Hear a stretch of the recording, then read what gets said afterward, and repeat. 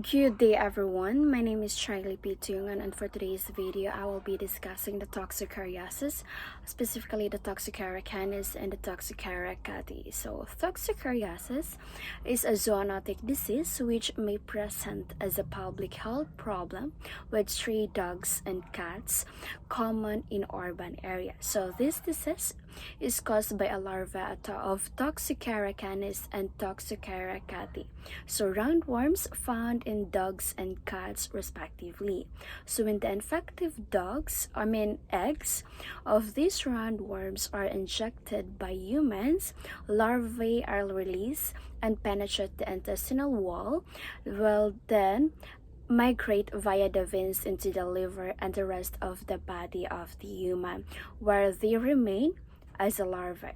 So Toxocara species belong to the family of Toxocaridae and order Ascaridida. So for the parasite biology, let's start with the life cycle of the Toxocara canis. So Toxocara canis accomplish its life cycle in dogs. So with humans acquiring the infection of accidental host, unembryonated eggs are shed in the feces of the definitive host.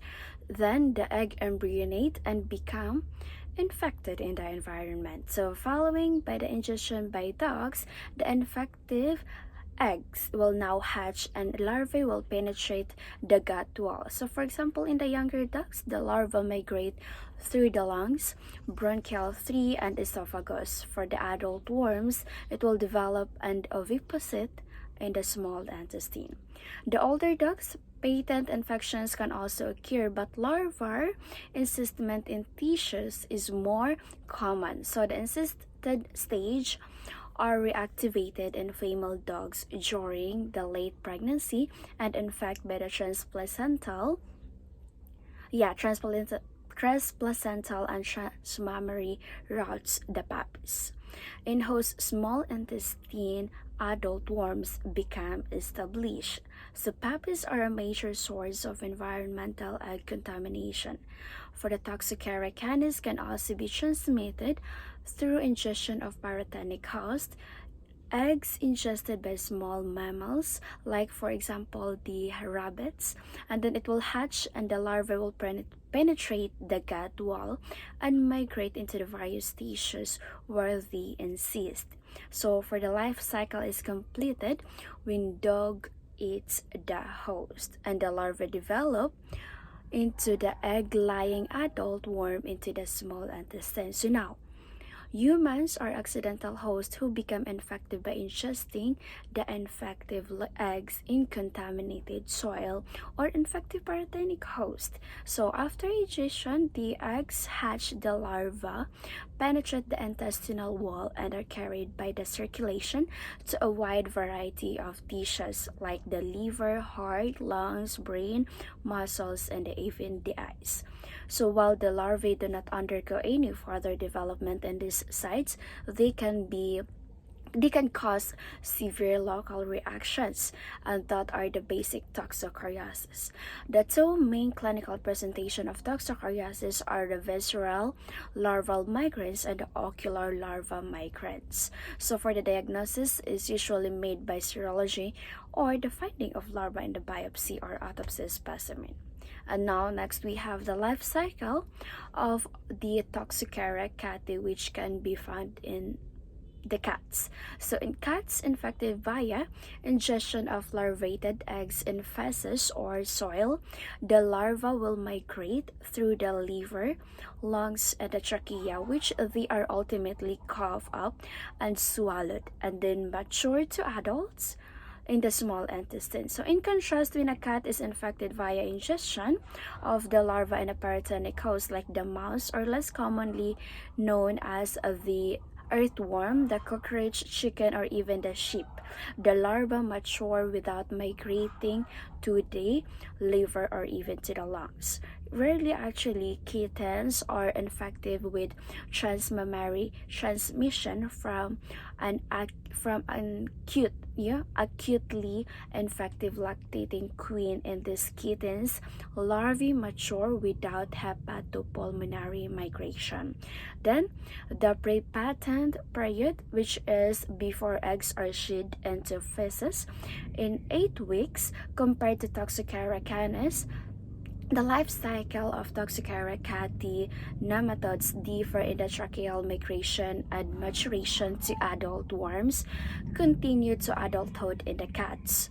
So, for and because of the transplacental transmission, it is considered a route of infection for Toxocara cati.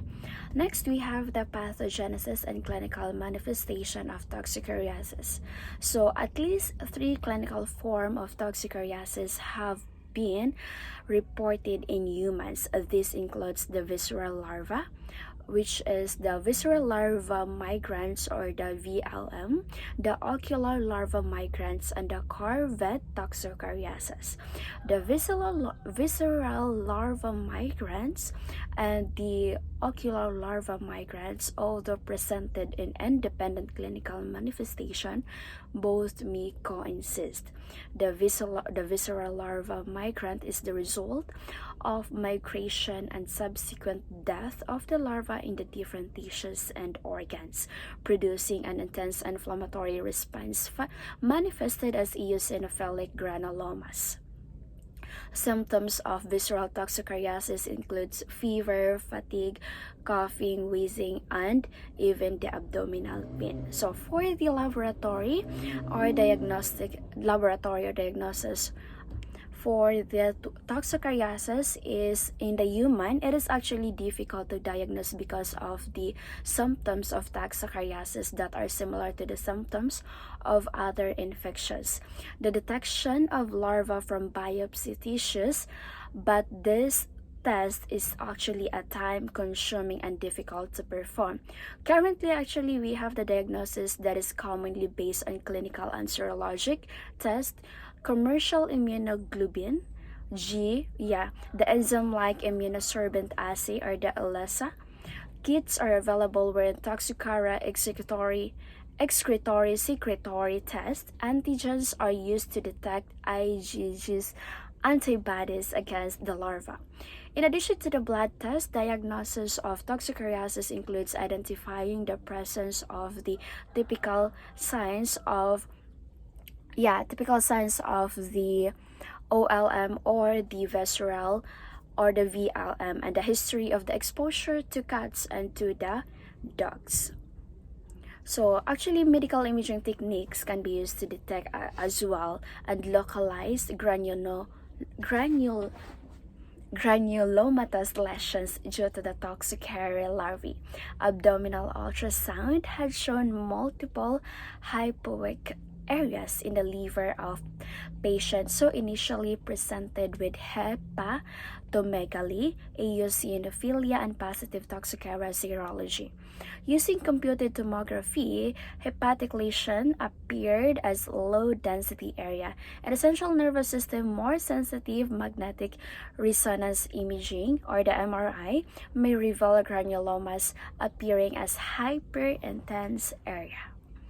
Next, we have the epidemiology. So, human toxocariasis is primarily a soil-transmitted zoonosis, with the infections that are more commonly found in children than adults. Okay, children are more of the risk because of their tendency to play in soil and exhibit geophagia or soil eating, thus increasing the risk of toxocariasis.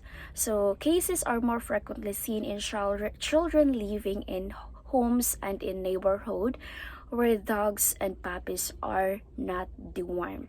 Poor personal hygiene as well as consumption of inadequate washed vegetables grown in the contaminated gardens may result in chronic low-dose infection.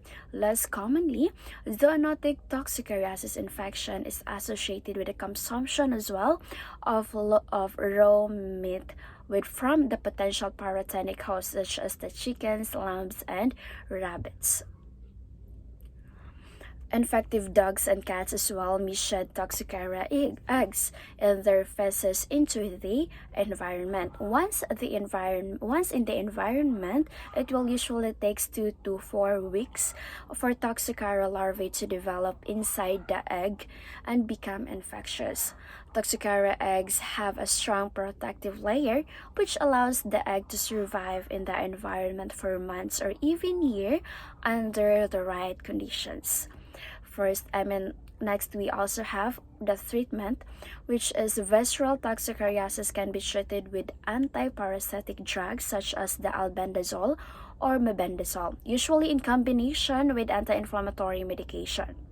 Although most patients with toxocariasis recover without therapy, for those patients with neurological toxocariasis or lung or cardiac complications, antihelminthic treatment is also mandatory. Patients presenting with an inflammatory reaction due to higher doses of praziquantel or albendazole were found to respond very well to steroids. Treatment of ocular toxocariasis is also more difficult and usually consists of measures to prevent progressive damage to the eyes. And then we also have the prevention and control. So for the Toxocara, control aims to prevent infection in both man and animals. Contamination of soil and environment may be greatly reduced with the control and capture of stray dogs and cats. Cleaning up feces from soil and pavements, closing of potentially contaminated areas to animals and children, and implementing strategic anti-helminth treatment of dogs to animals and children. Of dogs and cats, So as dogs and cats are the sources of infection, treatment programs starting at the 2 to 3 weeks of age should be implemented and repeated every 2 weeks up until 12 weeks of the age to minimize the environmental contamination with eggs. Adult cats and dogs should be treated every 6 months as well. And treatment of the female dog is also indicated after each menstrual cycle. So for the additional trends and additional information as well, Toxocara canis, is considered by the Centers of Disease Control or the CDC as one of the 5 neglected parasitic infection in the United States of America, and is targeted also as the priority for the public health action. So that's all. Thank you.